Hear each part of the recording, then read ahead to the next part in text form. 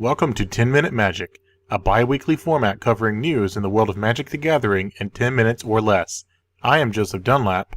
I'm Joe Butcher. Due to the fact that November was rather light on the news front, this is what's been going on in Magic the Gathering this past month.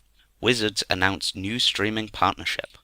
Wizards of the Coast on the 17th of November announced a partnership with the Premier Games streaming website Twitch. This announcement held the statement that Twitch will be the exclusive content broadcast, streaming, and distribution partner for Magic the Gathering. This collaboration is supposed to deliver the best possible quality coverage and streaming experience for everybody watching.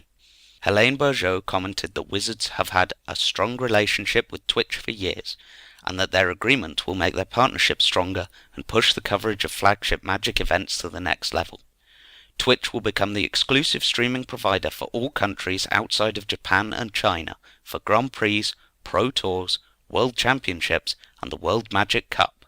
Staying on the topic of the World Magic Cup, Greece wins World Magic Cup. Starting on November 18th, the World Magic Cup kicked off with 73 countries being represented. The following 3 days consisted of high-level Magic play, as each team of 4, made up of 3 World Cup qualifier winners and the national champion, strived to come out on top. Day 1 of the tournament saw the team draft event, with 48 teams finding their way through to Day 2, and the Team Unified Modern portion.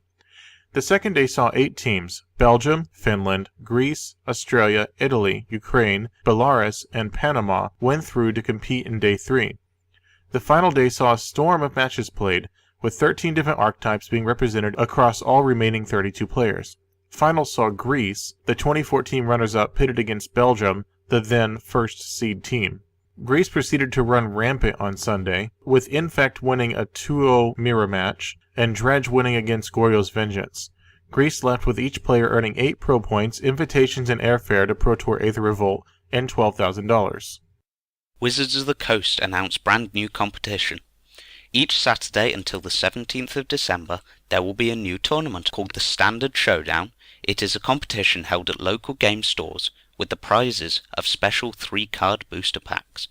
These packs will be made up of 1 premium card from the currently legal standard set, including Expeditions and Masterpieces, and 2 rare or mythic rare non-premium cards from also a current legal standard set.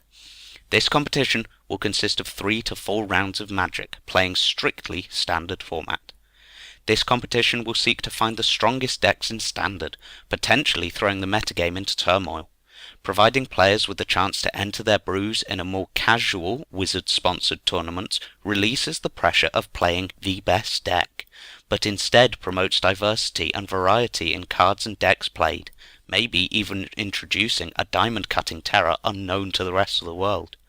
Whilst this may be the case, Standard has had long enough to establish the strong archetypes within the metagame, and just because a homebrewed deck wins at a local game store doesn't necessarily mean that it will scale up to national or international standards. Whilst possibly providing a strong basis for people to produce brand new brews or adaptation to current archetypes, it may also increase the competing field's diversity, diluting the chance to produce a well-tuned list with a possible upset to the meta.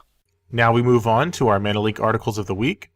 Our articles this week start with Thomas Ralph's article, 5 Reasons Why Rare Redrafts Are Terrible for Magic the Gathering. Thomas explains, through both real-life and hypothetical examples, the counter-perspective to another article written by Graham McIntyre. Not so much a rebuttal as it is a companion article to Graham's article, and Graham wanted to differentiate that he was advocating rare redrafts for the purpose of getting better at drafting, whereas Thomas was advocating not making rare redrafts the norm at your local game store.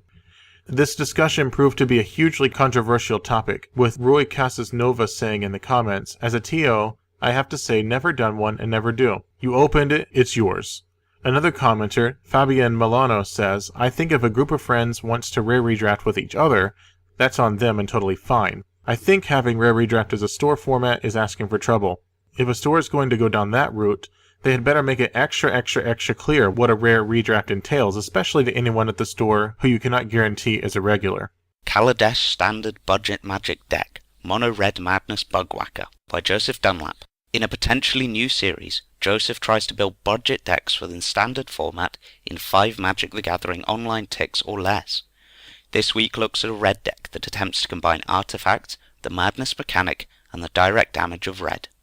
Brocco Lee from Reddit says, I love this kind of deck building. Recently, me and my brother got into Standard by bot scalping and playing ultra budget decks, and it felt like a breeze of fresh air in the middle of a mythic stale Standard. Siamcore, also from Reddit, provides a suggestion with, did you consider Cathartic Reunion? Seems like an excellent way to enable madness triggers and fill your hand back up again.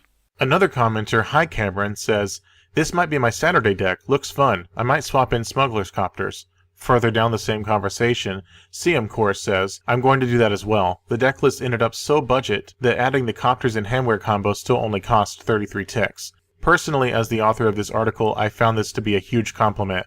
Look, I like your $25 budget deck, but I think I'm going to buy Smuggler's Copters to go with it. Not going to change anything else though.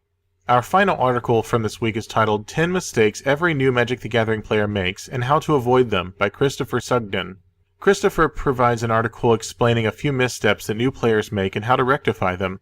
From reading cards to doing basic math, some new players fall into these pitfalls and Christopher aims to highlight them. In the comments, Matthew James Ferrantino makes a humorous admission. The biggest mistake I made was not playing blue. Another comment was from Jorge Arnold, who says, hey man, some great advice. May need to follow it in my journey back into Magic the Gathering over in England. Great stuff. Keep it up. Thank you very much for listening. If we missed anything you wanted to hear more about, dive deeper into, or want to let us know how much you enjoy the show, then leave us a comment on social media or find the text form of this episode on manaleak.com/mtgUK, and we will endeavour to respond to you all. You can find Joseph on Twitter at Joseph_Dunlap and myself at Darth_Mulligan, or you can follow at 10minute magic on Twitter and keep in touch with us there. Until next time, bye bye.